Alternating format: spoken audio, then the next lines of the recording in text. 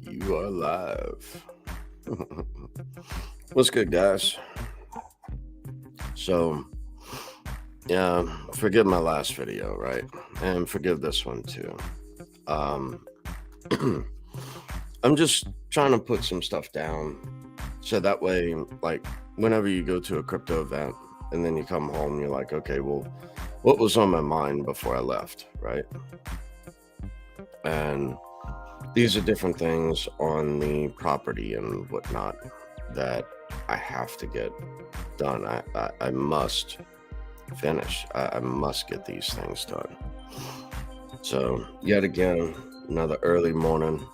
My hours are all over the place right now. Is it non-24? Because I'm blind. I don't know. Really, I mean, it comes to a point where it just time doesn't matter anymore, really. And that's basically it. I mean, if I had things I had set out to do, yes, I would make sure I would go to sleep early, to wake up in time to do those different things, right?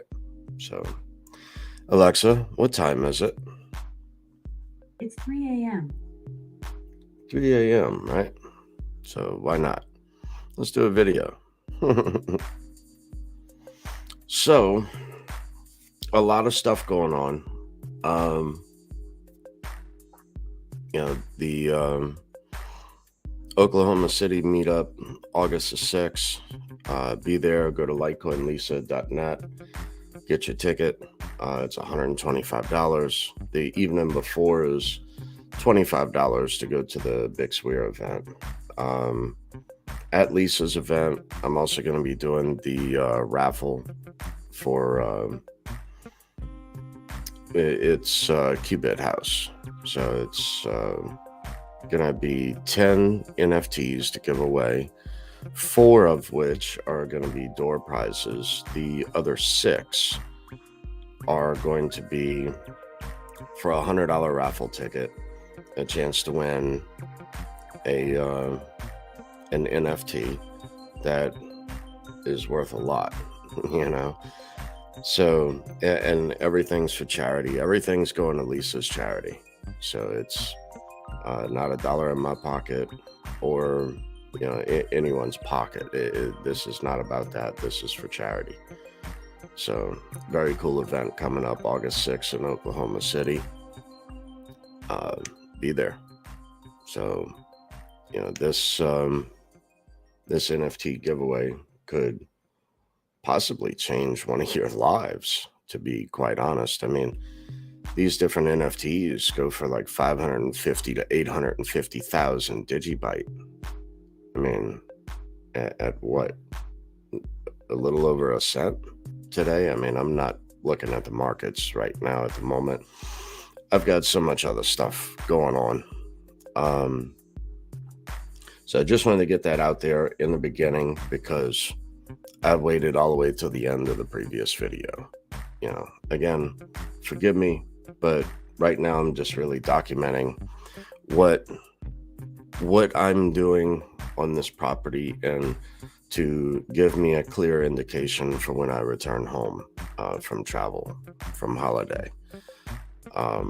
Going to this crypto event, I'm going to be around, meet so many people, and so many like-minded individuals to bounce different ideas off of, that when I come home, it's going to be, I'm still going to be on cloud 10, basically. So I want to put this out here so that way I can reflect back on it later, right? That's pretty much it. So anyway, the mortar on the brick of this duplex, right?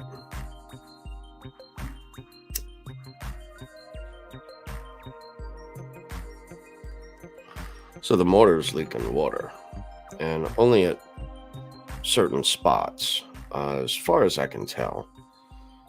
So anyway, I was up at Lowe's trying to figure out what different pressure nozzles and whatnot to use on a water hose. I like a certain style. I just like the stream that comes out. That kind of is very powerful, whatnot. But I found this tool and I wanted to share this with y'all. I saw this on television years ago, and I just wanted to illustrate this. This is called the Turbo Jet. So it attaches to your water hose. Not affiliated or anything. I don't do that. So, but this is really cool.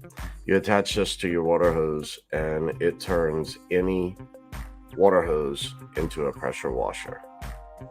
So you can catch the eaves of your house, that kind of stuff.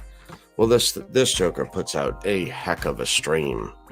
So for me, being blind, I mean, I see by silhouettes out of the right eye only. So, you know, the window on a white brick house is a clear silhouette, in my opinion. And then with the jet stream, I can aim it pretty close and I can get in a circular pattern. I know roughly how many bricks that I'm putting water on. Now, mind you, this is a 2-story house and I've elevated it 5 feet, right? So, and how far will this shoot? This will shoot to the very top of the building. So I can still remain at ground level and shoot this up and basically get on top of the building. But with finding water leaks, that's all right. By finding water leaks, you start at the bottom and you work your way up. So I only went up like 6 or 8 bricks, I would think, roughly. But I only went to the left and to the right of the window about a foot. So that gives me a good indication, a good work area. Anyway, I use this pressure washer nozzle tip just for a water hose. It's not a pressure washer. Nowhere near as powerful. I mean, if you're going to be doing concrete and that kind of stuff or pressure washing a house, yes, get a real pressure washer. This is good for a small job. If you're going to do something, get the right tool for the job, right?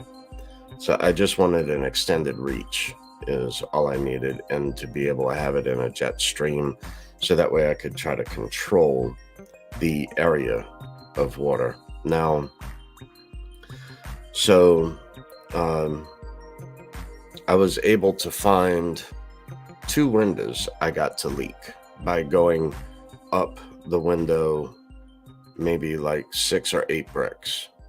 And like I said, a foot to the left and to the right. So with that, I feel so much more confident, so much more at ease, because trying to get these people to come out and to try to work on the property is just, it's like pulling teeth, man. I mean, it's like they don't even want to work at this point. It's like I can't even pay them.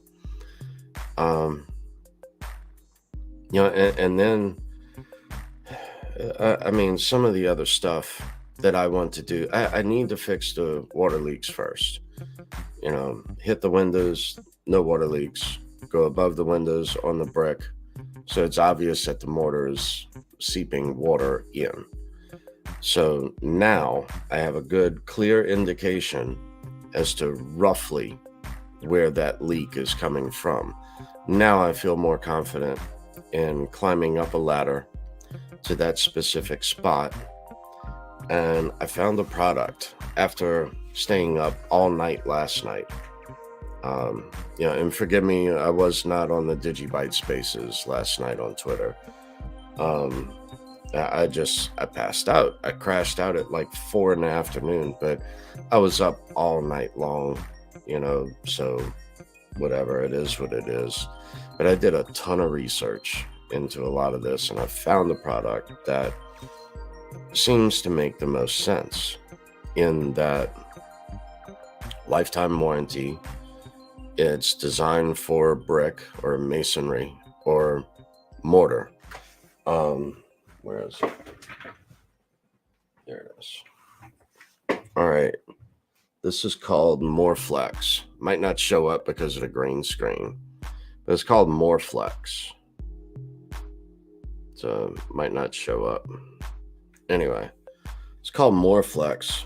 It's mortar and stucco repair. And I found this by watching a lot of YouTube. And let's see, it's not, there it goes. Okay. Oh, wow. I had the camera that far over. All right. So anyway, I'll just leave that over there. Wait, hold on. Let's block Bitcoin for a moment, right? Oh, that's too cool. All right. But anyway, this product here, they sell up at Lowe's, but I found this product on doing a lot of different research on YouTube, trying to find what other people are using. You know, Quickcrete makes two different versions. They had one, but not the other. Then there was this other brand that was like super duper expensive per tube, and it's just like whatever. So yeah, I ended up picking up a tube or two tubes of this, and I've got a sharp tool to go at the grout. So we're gonna see what we can do this way, because we can't hire anyone, right? We tried. I mean, they don't want my money. They don't want to work.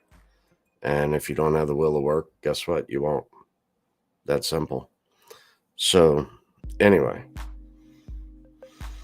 I'm just like, I'm blown away. But anyway, now that I've got this done, it's like in my mind, I'm able to now not be faced with the expense of like $20,000 for someone to come out and want to try to tuck point the mortar.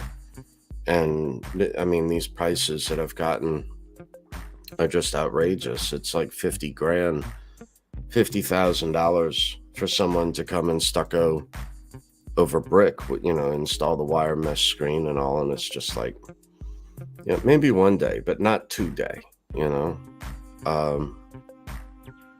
So I just need to solve the problem of water leaking in at around these windows. And it's not the windows, it's the mortar. Like I illustrated with this, connected this up to the water hose and just went up like 6-8 bricks roughly over each window, and to the left of the window about a foot, to the right of the window about a foot, I got water dripping in the window, you know, at the top of the windows. So it's like, found 2 window leaks. So a little later on today, probably after coffee, I'll jump out there and, you know, because I didn't, yesterday it was raining, so I didn't want to get up on a ladder and slip and fall or whatever. So I just said, you know, another day. So maybe today's that day.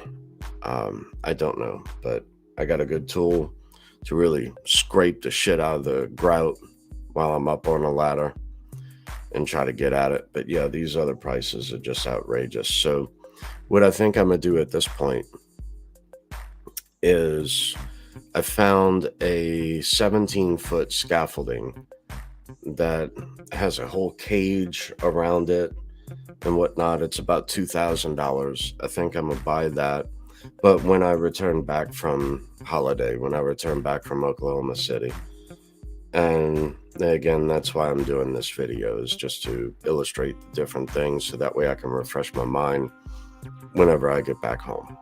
And this scaffolding is 17 feet, plus I'm 6'1". So, you know, I do believe that I can do along through the driveways, the whole sides of both houses by myself. instead of having to pay someone $20,000 or $50,000. I mean, that's just crazy. So yeah, $2,000 on that. And what's a tube of this cost? Like, I don't know, $6 a tube, something like that. So I'm gonna go that route. And then yet again, like Rhino Shield wants $16,000 to paint the property. So I can buy a real nice professional paint sprayer where the paint is held separately, not inside of the actual paint sprayer that you would be spraying with. The paint would be held separately. So you're just basically holding the trigger part of the gun, and you have, I don't know, several feet of line. So that's the route that I'm gonna go. I'm gonna attempt to scrape the grout, clean up the grout, go at the painted surface. Anything that needs to be like hit with a wire brush, go ahead and do it. Get that smoothed out as best as I can, and go on it with a good paint like Sherwin-Williams. I think is like $75 a gallon. I'm just guesstimating maybe 20 gallons. I mean, I grew up as a maintenance man for family rental properties, so I'm just guessing here. It's already been painted, treated, and everything with Rhino Shield. I'm just gonna cover that paint up, give it a fresh look, along with fixing the water leaks on the grout, before it gets painted. And by doing all of this, the amount of funds that I'm able to save, and then with all the work that I have to put in the next door whenever the tenants move out, in order to turn this property into an Airbnb, all the other things, the other improvements that I want to make on the interior of the property, need to be done either which way. But a good chance for me to really increase not only the value, but the value of the property, but also to upgrade the property on the interior, because I've already done so much to the exterior as well as to the interior. I did a lot of granite, all new, two kitchens of granite countertops, and all the windowsills to match the same granite. I did the windowsills in granite. So I thought that was a good touch. But a lot of other things I'm going to do, sound deadening, soundproofing, tightening up squeaks, changing out the flooring, ripping all the old carpet out, a lot of drywall removed, insulation replaced, and electrical done. So updating all the light fixtures, that sort of stuff. All new paint throughout, all new interior doors throughout, as well as all the baseboards and quarter round throughout. I'm not sure if I'm going to do a crown molding yet or not. What I've been really looking at are these squares, because I can hang the drywall. I've got a drywall lift. I've got all of that. I've got so many tools. It's crazy. I've been doing this for so many years, since I was 11 or 12 years old. I've been a family maintenance man for rental properties. So I've got the drywall lift. I've got all of this. I know I can lift the drywall onto the drywall lift, hoist it up to the ceiling, screw it all in, get all that done. I know I can mud it and tape it. I know I cannot finish it. I don't have the eyesight to do it. Even by feel, I can't. I still can't do it. I've tried.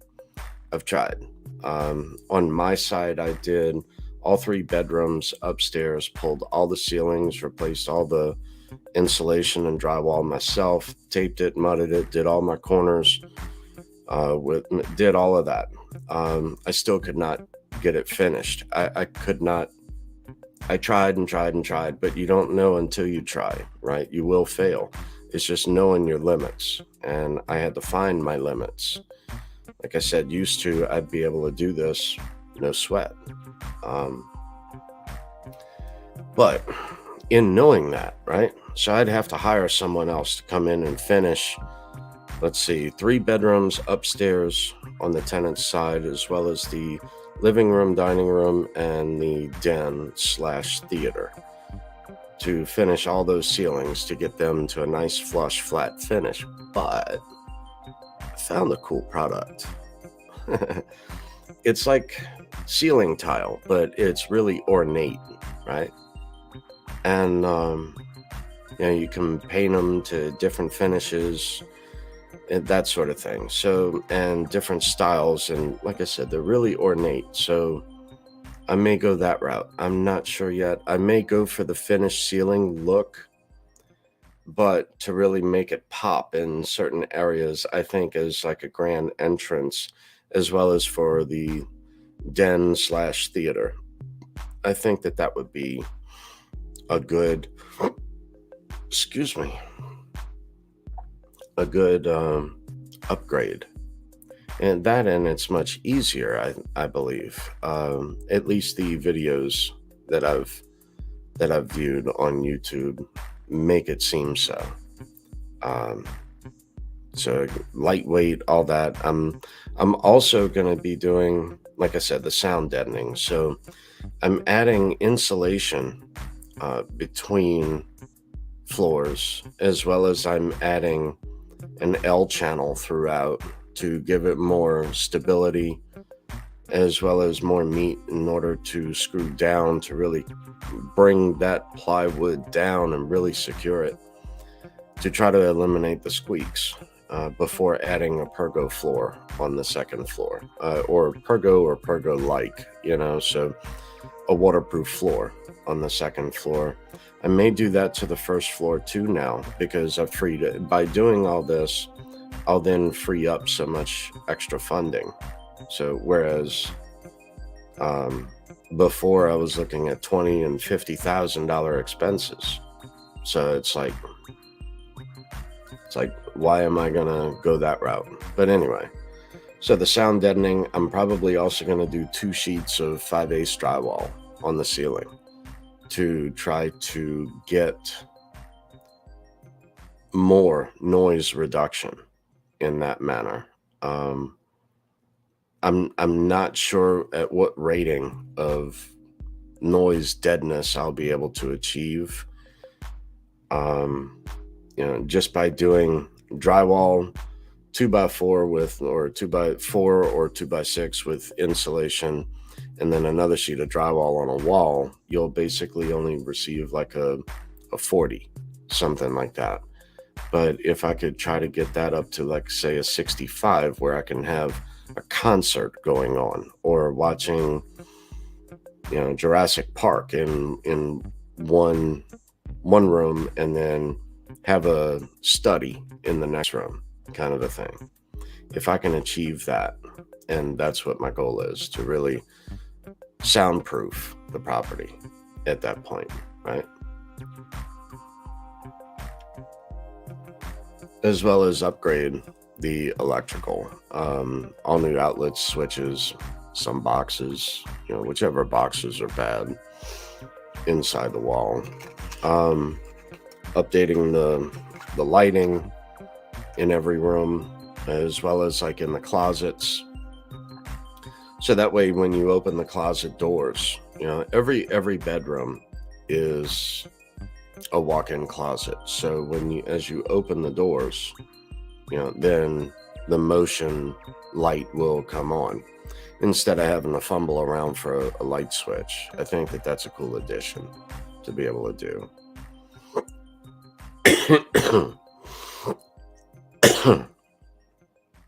In the kitchen, I'm thinking some sort of a glass tile backsplash. Now, when I did the granite countertops, or excuse me, when I had someone do them, I did a, I don't know, 6 or 8 inch backsplash there. But above that, I'm thinking up to the cabinets and behind the stove and whatnot. I'm thinking of tiling all that with some sort of a glass tile. and really make that pop a bit. Maybe a little bit of that in the bathrooms as well. So make the bathrooms pop a little more. So got a little work to do in there. Some of the recess lighting I'm thinking about adding. So I'm debating that in my mind, as far as having the electrician come over to run the wire, connect up a separate switch.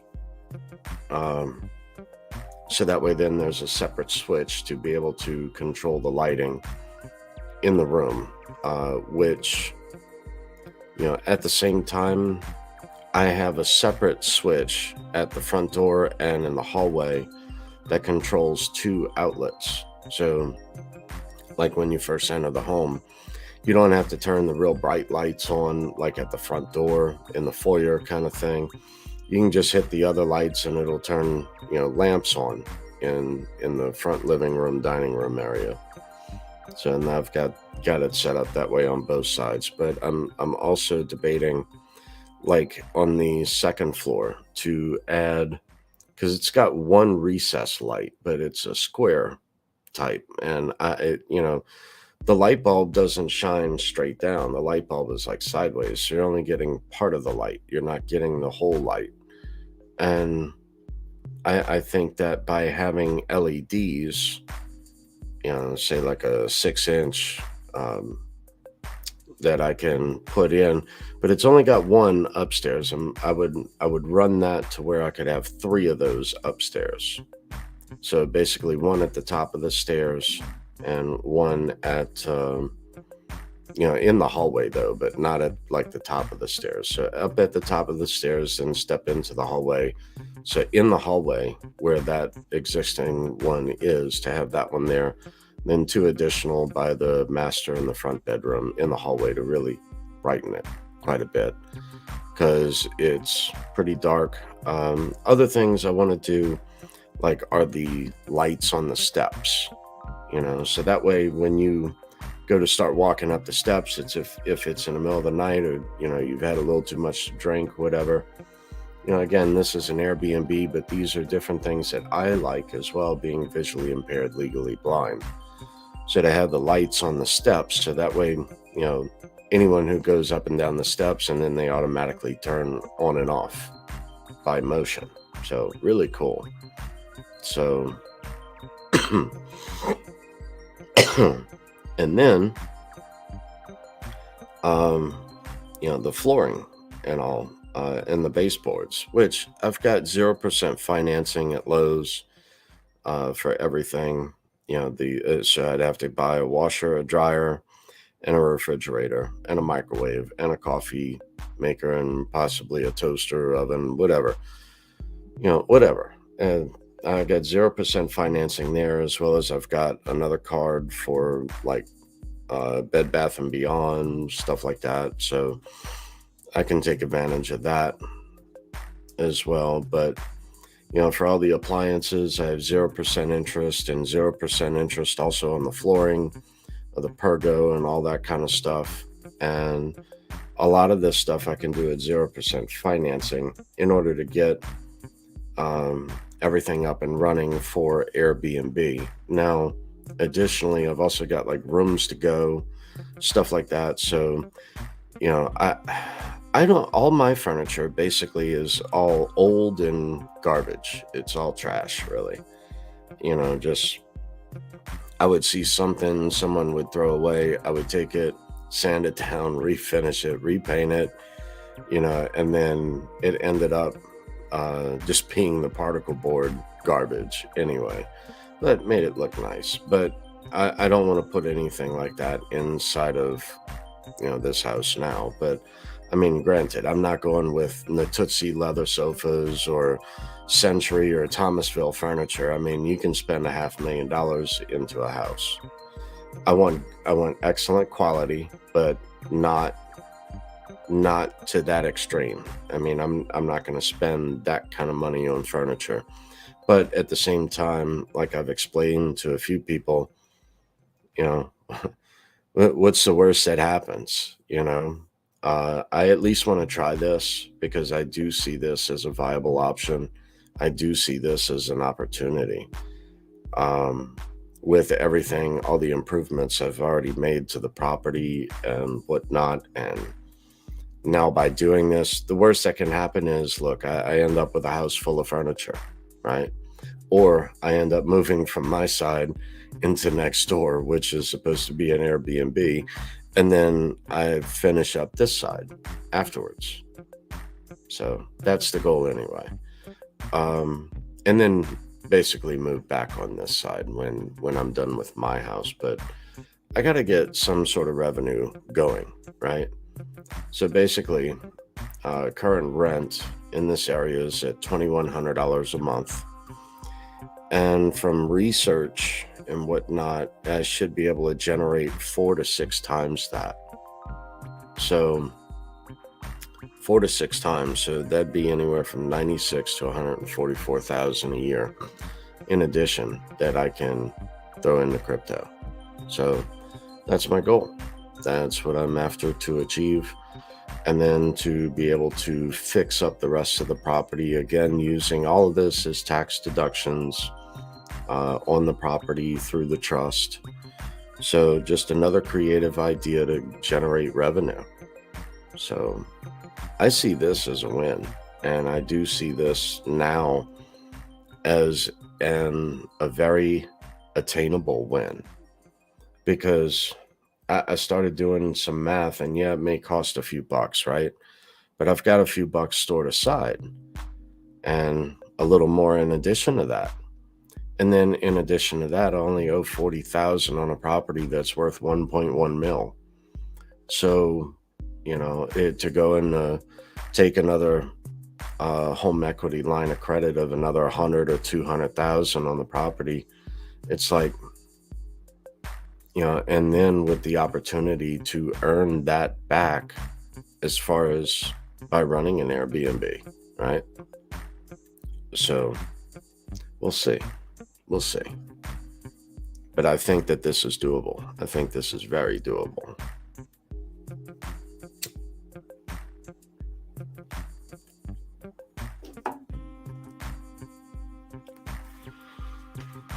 Oh man, how long have I been going?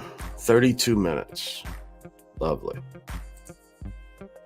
Anyone here this evening? Nope. No comments. Alexa, what time is it? It's 3:32 a.m.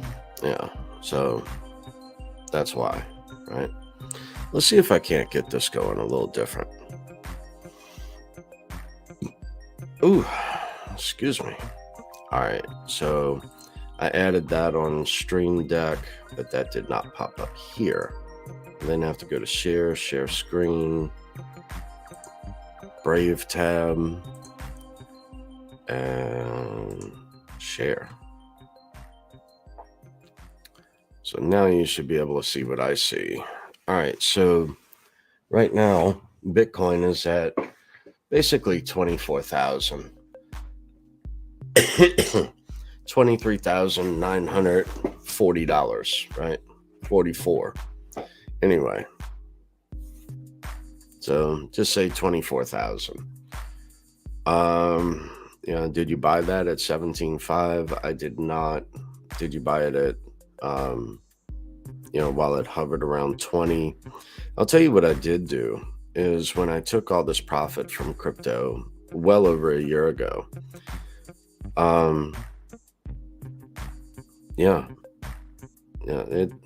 Well over a year ago.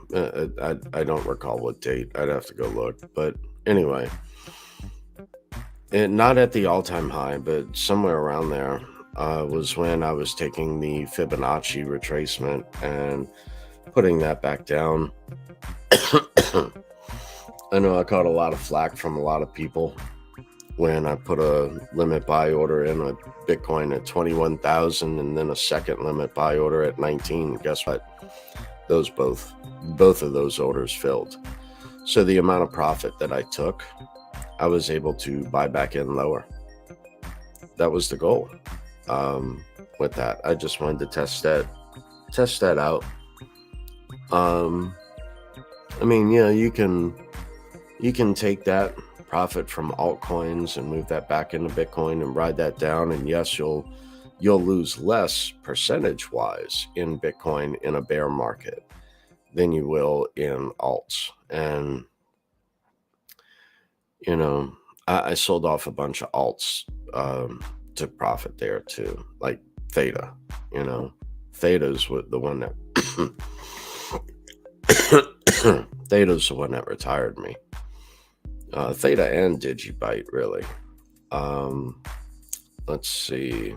Litecoin right now is at $62.29. Bitcoin Cash 155. Dash 53.15. Digibyte is at 0.0115. So, I don't know. I'm still in the camp of this is a bull trap. So Stellar XLM 0.117. Right now I'm just more so on the sidelines still. I have other limit buy orders sitting out there on KuCoin and whatnot. And I understand it's on an exchange. Okay, I don't keep my entire portfolio on an exchange. I might have 5,000 sitting on KuCoin and waiting on limit buys to trigger. That's it. I don't store my wealth on an exchange. Get a ledger, get cold storage. So not your keys, not your crypto. But I leave a few dollars on there just for in case, right? So that may change in the next couple days, because I've got to start getting ready to go out of town on holiday to Oklahoma City. So, here as soon as daylight breaks, I may get outside and try to finish playing around with what I was doing yesterday with finding the spots in the mortar. So I may continue with that a little bit today. I may go ahead and treat them this morning, so I don't know. Depends on what I can get done, really. But I still see this as a bull trap. How low will it go? I don't know. I may go ahead and place orders around 13 and 14,000 on Bitcoin, kind of a thing. I took a measured move a while back on Digibyte, and that brought me down to 0.006. So, I went ahead and put a limit buy order in at 0.0075. Has not triggered. So, we'll see, right? This is a 1 month chart. That's a 3 month chart, right? What was that? Almost 2 cents. No, it was a little over 2 cents. So, could it come back and double? Absolutely, it could. It could double from here. But here again, that's like JSNIP 4, right? I've been listening to him a bit lately, and some other people speaking as far as a bull trap, and to be able to sell off a certain percentage, not an entire portion of a portfolio, but just a certain percentage. So that way then, say if the Digibyte goes up to 2 cents, right? And then retraces back down to 1, you could basically double that position. So if you took 25% of your portfolio, sold it, in theory, this is not advice. So in theory, if you were to take 25% of a position, sell it, and then buy back in, back at 1 cent, you would basically double that 25% position into 50%. So kind of a cool thought to think about. But Jason at Ford was talking more so on Theta.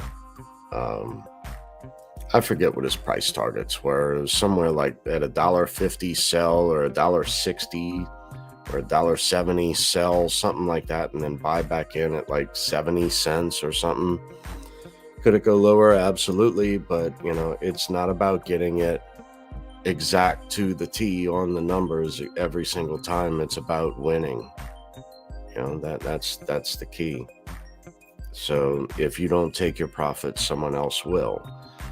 And my game at this point is not in taking profit. My gain at this point in time is to acquire more coins. So if I can take, say, 25%, right? And I can double that to 50%. Why not do that? If you have, say, 10,000 coins, right? As far as a trading, the part that you wanted to trade, if you wanted to trade 10,000 coins, you could possibly end up with 20,000 coins instead. So in this instance, that's all.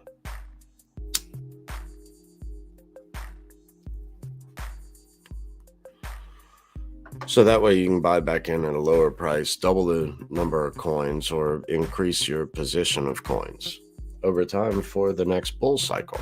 That's all. That's just another way to play the game. There are a few different ways of playing it. So dollar cost average does work the best. I give you that. But right now, I'm just acquiring more cash at this time, because of all the expenses that I've got. I mean, I'm trying to fix up this property to earn, potentially 144 grand a year to throw at crypto. Why do I want to risk that?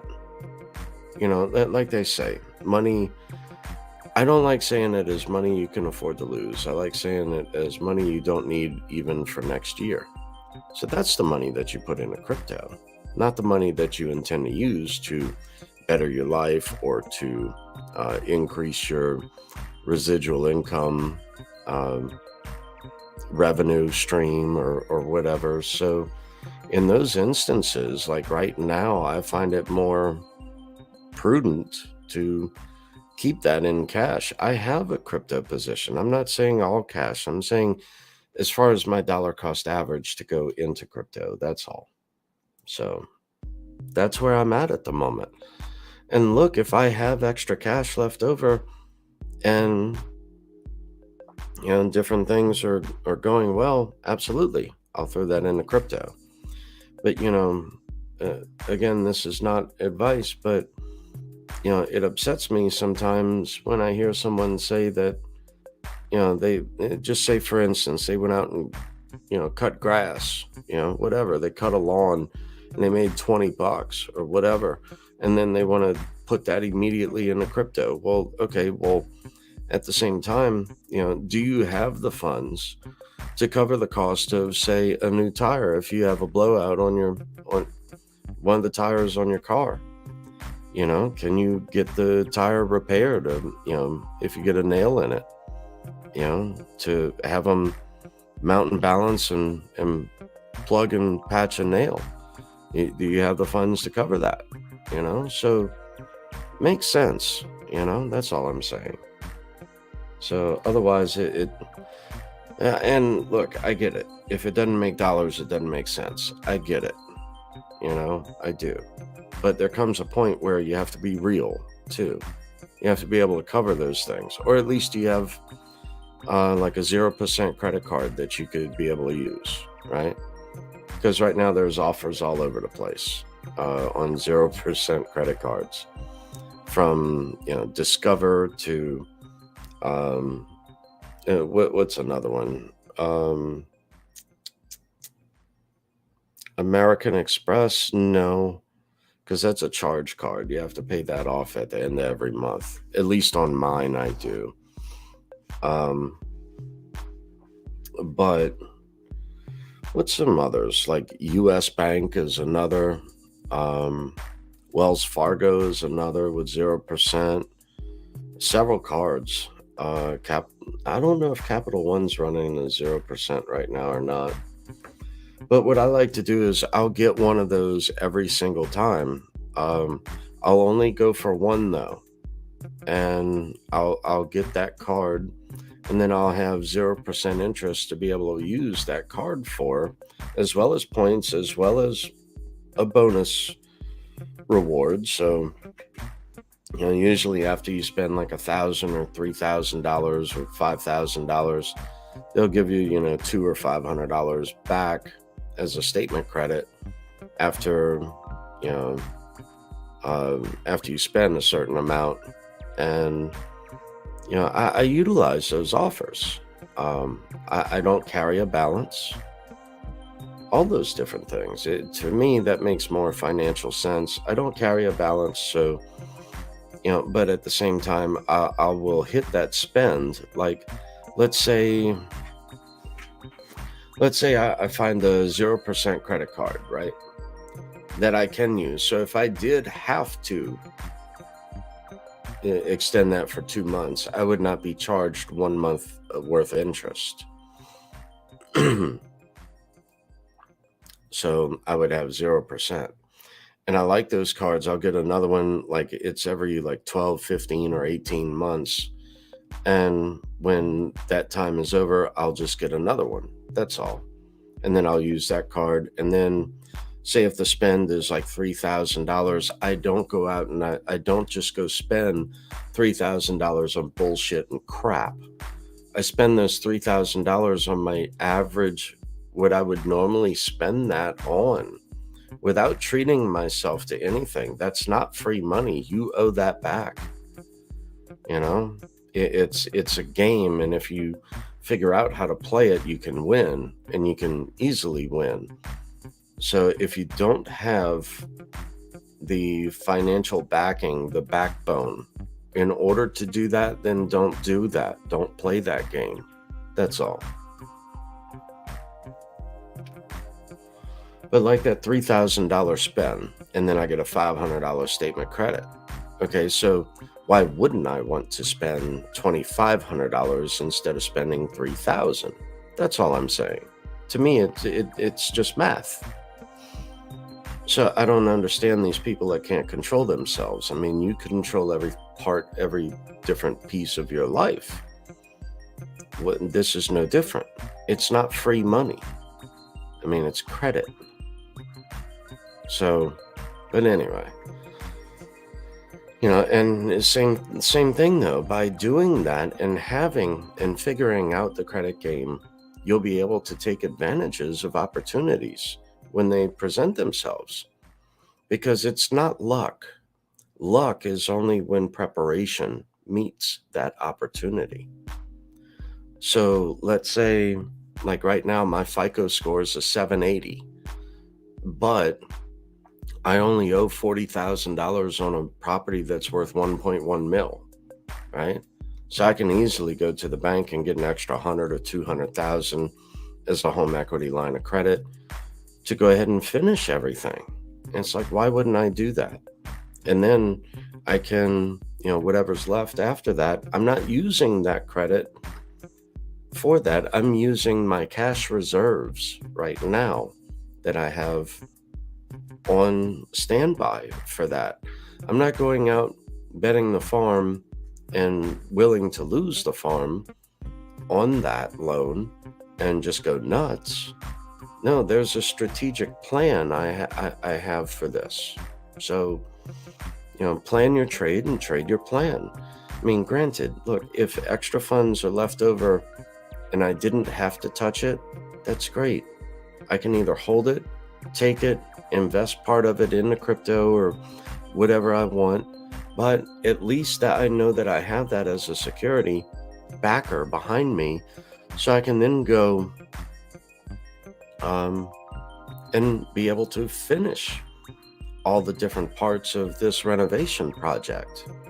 Because really, I wish I would have taken out more profit this last bull run, but now we're in a bear. How long is it going to last? No one knows. I mean, just based on previous fractals of different market cycles, one could say a year and a half. One could also say, what did blockchain backer say? Like November, I think is what he said, because the previous cycle went further than what it should have, so that extended the time, but not really. It didn't extend the time. One could say that it actually ended sooner than that. So, with that in mind, is it going to be November by the time the market turns back around? I don't know. I would love it to, though, to be honest. If that was like the absolute low was around November, right? And then from November, we start slowly ticking up. And then over the next 2 years, roughly, there's your next bull run, those next 2 years. But how can I increase the amount of capital that I have to invest? That's where I'm at, my residual income.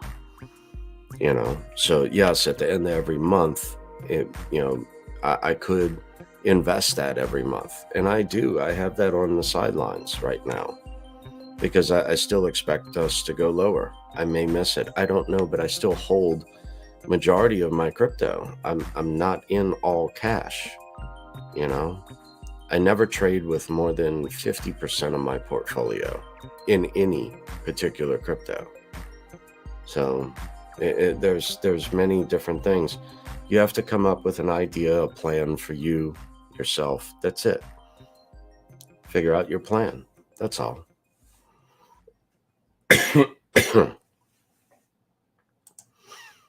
Oh, man. So anyway, what y'all up to this morning? Alexa, what time is it? It's 3:50 a.m.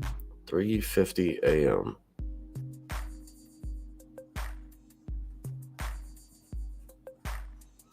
What's good, man? Yeah, I'm up early. And my hours are like all over the place right now.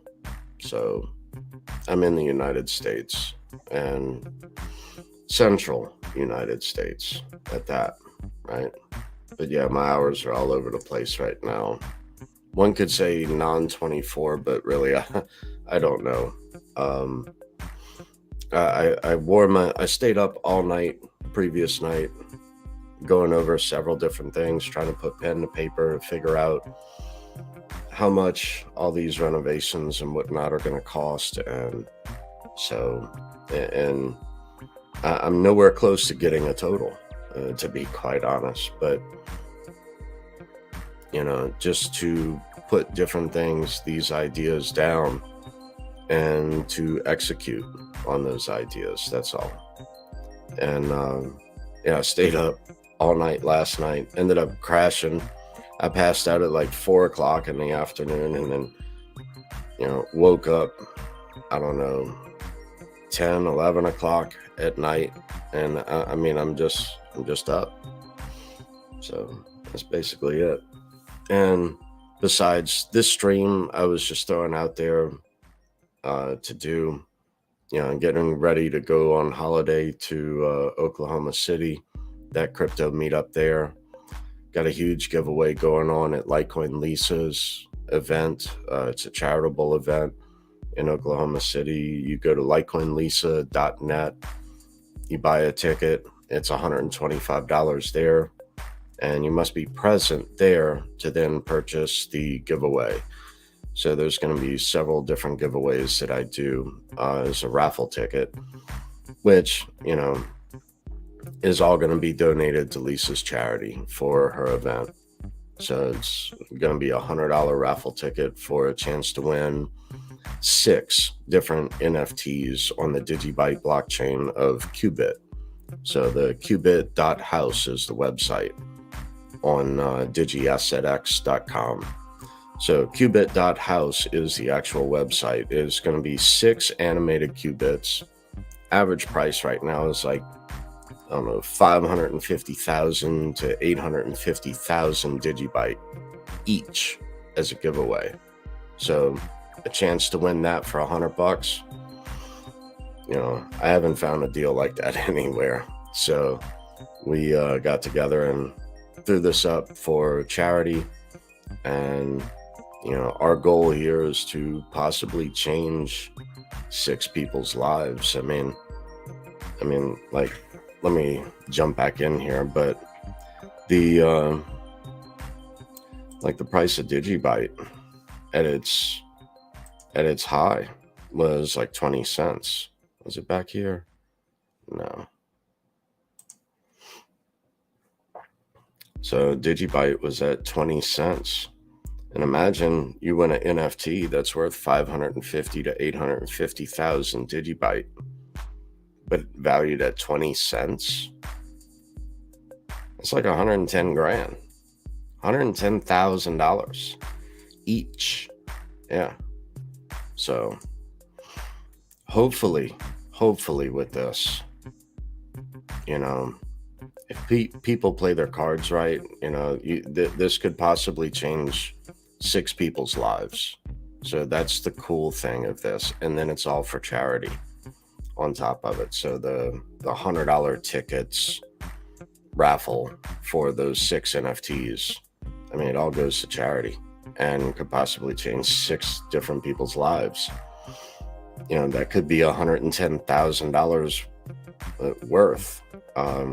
Or, if say you were to sell,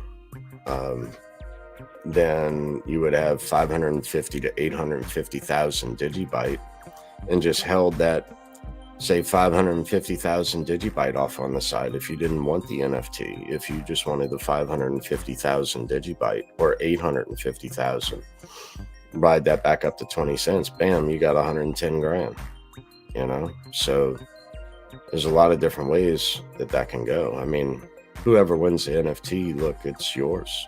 Do with it what you will. But there are other things that Qubit is planning on doing, like different airdrops for holding these other NFTs as well. So basically, you'll be getting 2 NFTs on that over time, of course. And they're all one-on-ones, but these are animated. They're pretty cool. I have to download them on this server, and then I'll be able to further illustrate them. Probably by tomorrow, something like that. I should be able to do that. To be able to illustrate the ones, because I don't want you to see the numbers of which ones, because that's going to be it, where part of the raffle is, if you do win, if your raffle ticket does win, the way I'm thinking is, say, like 873 and 518 are the different numbers. So of the NFT. So basically, you would have a choice of numbers to choose. You choose which NFT that you want by those numbers. You don't get to look at what NFT that it is. However, I'm thinking of illustrating the different NFTs that are available that I have now to give away at this event. And, so that way you can see, to illustrate the different ones that are up on this raffle, this giveaway. Now, I have 10 in total, 6 of which are the animated ones. Those are the expensive ones. There are 4 other ones that are basically going to be door prizes for other people to win.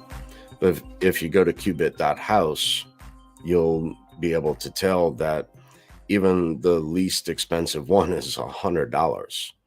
So in some of the stills like that, the non-animated ones go anywhere from $100 up to $1,500-$1,700 roughly. So I have not looked into the values of those just yet to find out. But I mean, the animated ones are just super cool. Like, there's one of like Josiah and Jared Tate. There's another with Vitalik. There's another with, what's the dude on Mike Maloney's videos with the gold and silver, hidden secrets of money? What was his name? I see the dude's face. Max Kaiser. Okay. Yeah. When the dude that said, fiat means crappy car. I love that. That's just perfect. And I don't know if he gave me a Peter Schiff one as well, but it's all animated. It's too cool. So the animated ones, and then with the celebrities on it, those are worth a killing. I mean, that's worth a lot. Just an animated NFT on its own is worth 550,000 Digibytes. So I do kind of feel comfortable saying that these are worth more than, closer to the 850,000 Digibyte. So yeah, I gotta cool raffle, giveaway, and it's all for charity. So really cool. It's like over $35,000 worth as prizes. So, and just super glad to help out, to be able to add funds to Lisa's charity as well, to put Digibyte on the map, to digiassetx.com on the map, qubit.house on the map. I mean, Winston is a awesome person, and then when I explained it a little further, think about this, not a lot of people have been in crypto like us since 2014, so they haven't been through. I mean, this is my third market cycle, so for a lot of these people coming in, look, that could possibly be $110,000. That could possibly change your life. Imagine this, right? Imagine the mad dash into crypto when people realize that it's no longer transitory, that there's no way that that this current system can move forward without printing more and more printing. And the more dollars you have, the less value you have in that dollar. So with crypto, many of us do believe that, even Bitcoin, right? Look at the white paper, not white paper. Look at the Genesis block of Bitcoin, So, in 2008, all that we had was just gold, silver, and cash under the mattress. Now we actually have a viable solution to the problem. Solves so many issues. And, look, Bitcoin and Litecoin are excellent for currency. Litecoin, I say more so because it's faster. And, it proved itself in 2017, where Bitcoin charged transaction was anywhere from $50 to $900. Well, what happens when the next bottleneck occurs?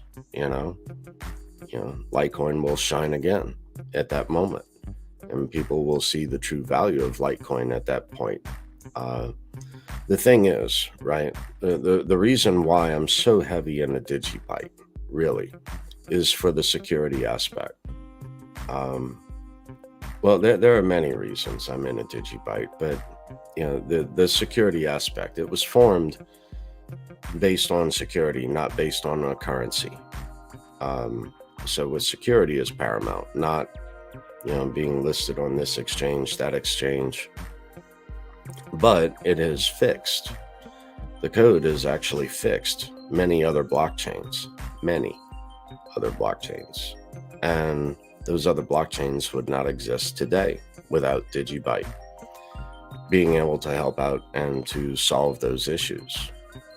But here again, when that next bottleneck occurs, that mad dash of people go to rush in and protect their wealth from any financial collapse, whatever. Like I said, read the Genesis block of that of Bitcoin. Now, when those blocks fill up for Bitcoin, then what? Then Litecoin's going to run. Great. What happens when, now I understand Mimblewimble has extended the block size, which means more transactions per second, right? But what happens when those blocks fill up for Litecoin? Did you know that with 5 minutes of code, everyone on the earth, every exchange, everywhere, 5 minutes of code can immediately accept Digibyte as well? That's it. I mean, it's super compatible. Any SHA-256 script, as well as Digibyte also has 5 mining algorithms. Those two, as well as Skyne, AutoCrypt, and Qubit, which is the Qubit house, right? That's why it's called Qubit house, those NFTs. So I thought that was really cool. But this is a long-term play for me. However, the percentage rate of returns as a trader, as a swing trader, are just phenomenal. And, everyone looks at Digibyte and just passes it right on by. It solves so many issues that no one even pays attention to. It's just flown under the radar and has been here quite a while, has worked flawlessly. Version 8.22 solves a few issues coming shortly, as well as provides a separate test net for Digibyte. So now we're going to even have our own test net to be able to implement code before releasing it out into the wild, just to see how it truly reacts. Many other things are going to be fixed with this, so as well as other tools created and whatnot of like Rosetta. So, and being able, multi-algorithm, multilingual, as far as like C++, Java, and Python, now with an Ethereum bridge, or Solidity bridge rather. So there are many other things that are coming in the short term, as well as with DigiID, and those winners will have to use DigiID in order to get claim those NFTs at the event. So they're going to get to experience it firsthand, how cool and how quick and how simple and easy it is to use DigiID. And there's a lot coming there that I can't speak on. So a few people know what I know, but that was not known until like 3 months ago. And so many dots have been drawn there. But with it being on government websites, it's like, wow, and then with the EU passing different things into law, now it passed the second vote. So now it is law. So kind of cool what's about to be coming. And I'm not going to illustrate that here. That's not my purpose here. That's their glory, not mine. So when that day comes, you will find out. And not only that, whatever passes in the EU shortly comes to the United States. So you'll find out soon enough. Just buy the dips and you're good. That's all, right? But yeah, like the percentage moves, as a trader, let me try to show this to you as well, right? Like, I don't know. My last major purchase at Digibyte was at 0.0035. No, that was not the bottom. I think the bottom was like 244 or something like that. Somewhere in here. Yeah, 244 was the bottom. 0.00244. But I just bought over here at 0.0035 in that ballpark, somewhere around there, which is March of 2020. That's when I backed up the truck, and dude, I hit a home run here. From that point, 0.0035 all the way to 18 cents. Now it had a high of 20 cents, but you and I don't get to work at exchanges and get that actual price, right? So at 18 cents from 0.0035 is a 51x. So while no one was paying attention, I got a 51x on Digibyte. Same thing back over here, right? Like, what was it? January 1st, 2017, Digibyte was 0.00025, and then December 31st, 2017, Digibyte was 7 cents. That's a 280x. Let me say that again.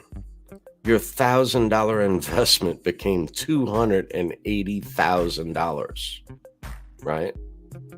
while Bitcoin went from $1,000 to 16,500. That's a 16.5x compared to Digibyte Watch. Dig this. Where is it? October 2017? No. I want January 2017.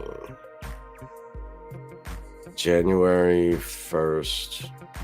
Yeah, 0.00025 on the chart right there in front of you.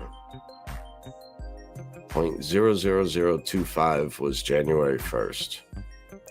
And then December 31st.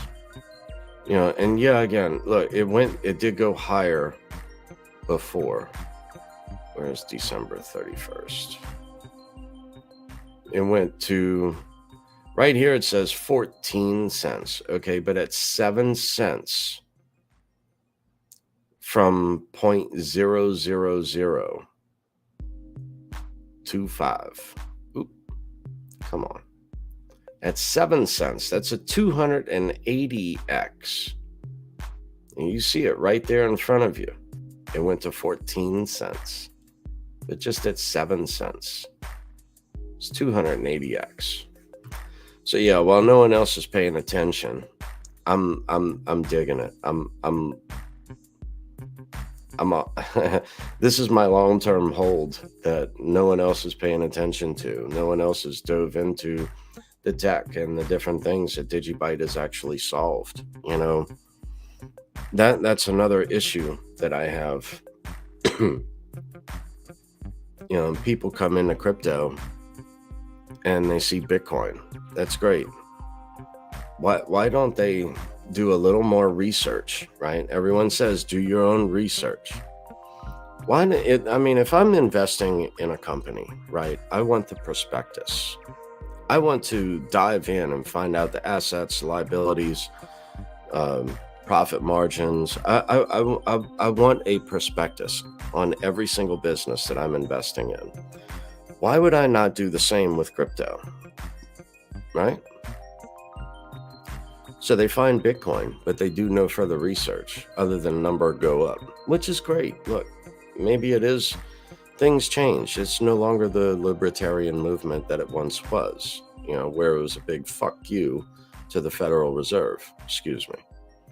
You know, where we can do what we want. We can create our own currency. Guess what? We can even mine and mint our own currency.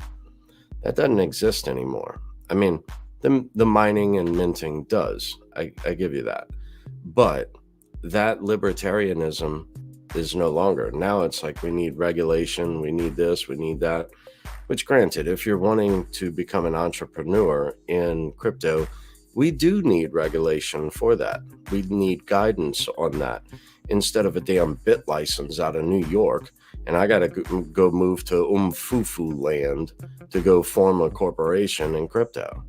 I mean, that's just stupid. The United States is basically just shooting itself in the foot over this. There's so many people and so much wealth that has now been created from crypto. Now we're looking to build.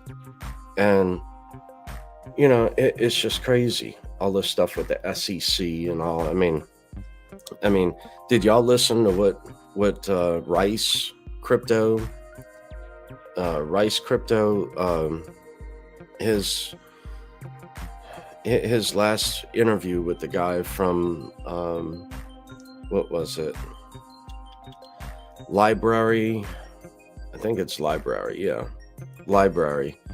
And what the SEC has gone after Library with, not mentioning Reggie Middleton or XRP or anything else like that, but just Library and what they told him. Go back and go dive into Rice's video, Rice TVX on YouTube, and take a good long listen at that interview. He just posted that, I think, yesterday. So, I mean, it's just crazy. I mean, basically, the way the SEC sees it is that this cigarette lighter, right? This cigarette lighter is then a security. That's basically what it boils down to. So it's just nuts, right? But okay, I got off topic. My bad. So I mean, from where crypto came from, why wouldn't you want to dive in? You found Bitcoin. Why wouldn't you want to read the prospectus, find out what other forks have happened of Bitcoin, learn what those different forks solved? You know, why did they fork? It wasn't because there was a different belief. It was because this is computer science. We don't have all the answers. We need to try things out. For people offering different ideas of crypto, they were actually kicked out of all those Bitcoin forums early on. That's why a few other crypto came into existence, to try to solve the issues that Bitcoin could not. So here we are. And Digibyte is the one that no one's paying attention to. So, and is, a scalable proof of work solution. So a lot of these other XRP people think that proof of work doesn't work. It does work. It's been working for many years. To then pull the green card, right? Oh, it's not green, it's harmful to the environment and all this. When proof of stake is actually there was a study done that there was actually no benefit to proof of stake versus proof of work. So as far as energy consumption, the green bit is a completely different argument, a completely different discussion, in that what other part of the world is not more harmful to the environment, right? Say like the current banking system. How many banks are there? How much electricity do each of those banks pull? Each of those ATMs. What's the total on that? What's the total green energy cost of that, right? I mean, it's just ludicrous to try to figure different things up and say, oh, it's harmful to the environment. Really? I mean, what is it? And it's just nuts. I mean, the point is moot. That's just it. It makes no sense to me. It's a diversion. It's look at this over here and don't look at this over here. Look at this over here and not over here. Don't always try to pay attention to what the other hand is doing, right? So watch what they say, not what they do. And then reverse that, right? So watch what they do and not what they say. That's the trick. So if you followed what they say, right? Look at Jim Cramer on CNBC. Look at all these other talking heads, these puppets on all these other channels, of like, say, CNBC's, Bloomberg, whatever station, is out there that you might listen to. Isn't it funny that, now they're trying to push the market down further and further and further? Now it's a bad investment when, a couple months back, it was the best thing that ever existed, better than sliced bread. So mighty funny. And it's also mighty funny that, to come out and to say that anyone who uses it or is caught using it will be fired, right? Meanwhile, your sister company's on the other side of the globe buying it. Right. So, is this planned? I do think so. I really do. So always pay attention to what the other hand is doing. So yeah. And also, there was a study done. If you did the opposite of CNBC, you would be correct more than 95% of the time.